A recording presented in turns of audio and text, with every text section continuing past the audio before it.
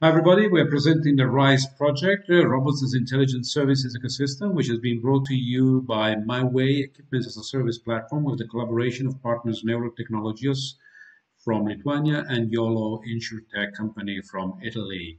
The project has been sponsored by the European Commission and the TRINITY Consortium. First of all, when we talk about robots as a service, we should think that manufacturing has always thought that the recurring model of selling goods rather than selling them one-off would have been the best model.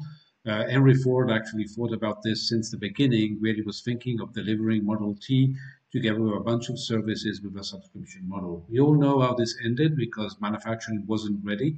And in those early days, mass production and produce to stock was the main business model.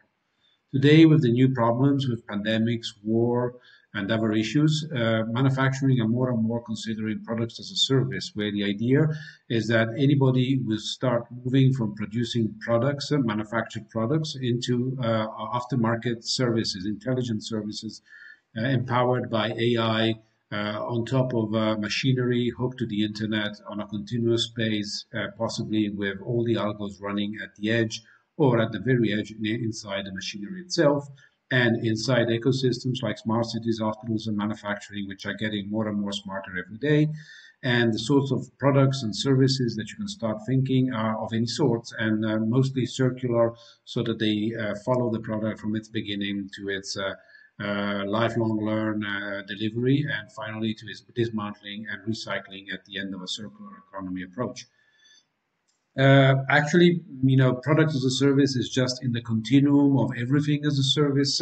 It was a model which was started by Rolls-Royce, which with his launch of the plan of power by the hour. He was selling his avionics engines on an hourly basis of flight. It was very successful. Rolls-Royce managed to become world leading of engine, with starting from a very difficult position it had in those days. And today it's a world leader, still world leader in avionics. But this is now migrating into new markets like agri-food, black and white electronic consumer goods, oil and gas, biomed, any sort of machinery where you need to control uptime and conditions in terms of maintenance and condition-based monitoring.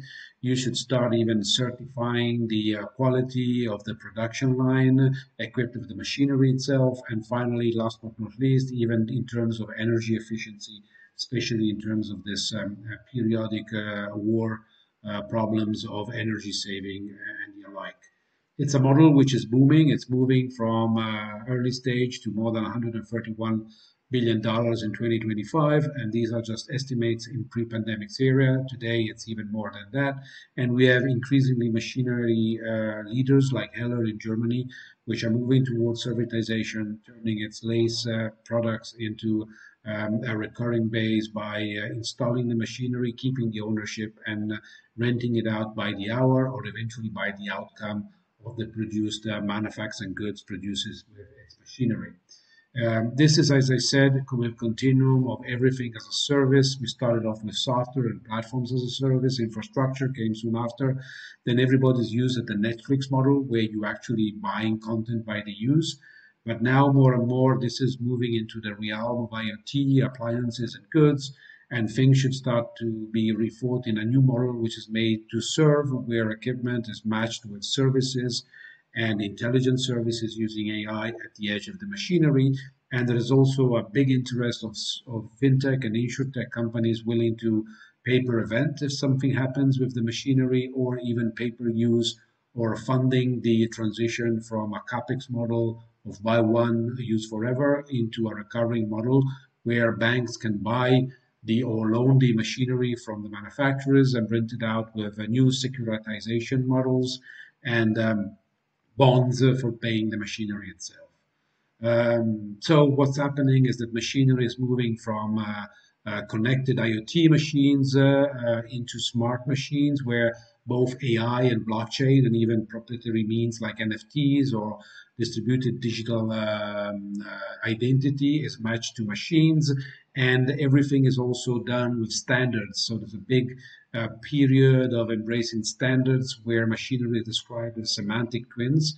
And those who are providing services like insurance, financing companies, but also service or legal companies are going to interact with a semantically described machinery standard interoperable with any other specific instance of that semantic digital twin. New services are continuously thought on such model. It starts off with a location and aftermarket positioning of where the product is, but it's then going into maintenance, and as said before, it's moving into green energy, insurtech, fintech, and many other circular economy services.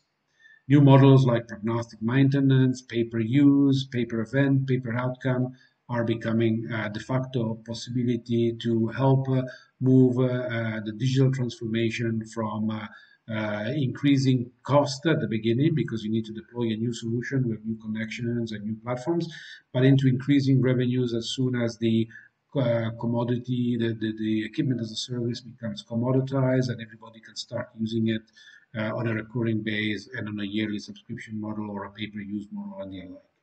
There are a lot of standards out there which is happening this to happen, especially Industry 4 in Germany with the UMATI initiative embraced by the Engineering Society VDMA in Germany and the VWD, which is the machine tool vendors in Germany have embraced this sort of model. They started to standardize a lot of machinery with semantic twins so that the service providers can interoperate with such machinery without any big concern of what is specific brand or producer of the machinery and using standards. So what we have done in RaaS, we have developed, we have embraced the OPC UA robotics standard, which is a digital semantic twin of any robotic machinery, also including end-of-arm tools like grippers or even computer vision systems.